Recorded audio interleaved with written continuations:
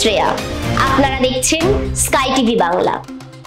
লাগাতার দেশে মহিলাদের প্রতি অপরাধ বেড়েই চলেছে।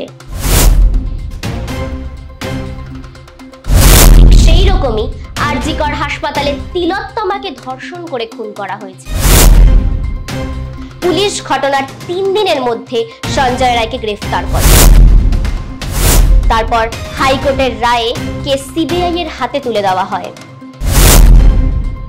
আজ 22 দিন হয়ে গেলেও ধর্ষণ ও খুনের ঘটনার কোনো কিনারাই করতে পারেননি সিবিআই।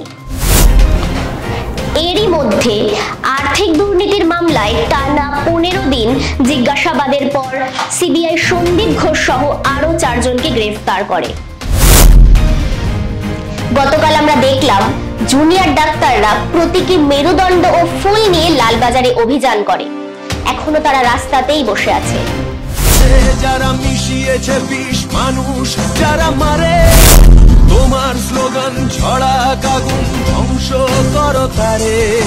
বাতাসে যারা মিশিয়েছে বিষ মানুষ যারা মারে, তোমার স্লোগান তাদের এই মিছিলে প্রাক্তন জাস্টিস অভিজিৎ গাঙ্গুলি পৌঁছলে তাকে গো ব্যাক স্লোগান দেওয়া হয়।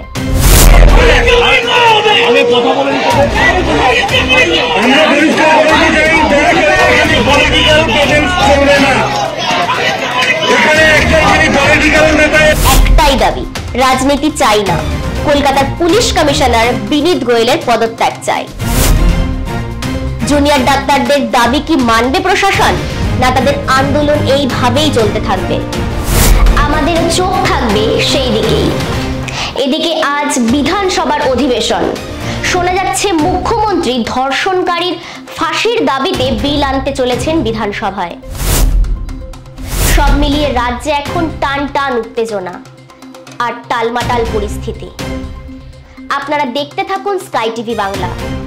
ভালো লাগলে লাইক করুন, সাবস্ক্রাইব করুন, আপনাদের অভিমত কমেন্ট করুন।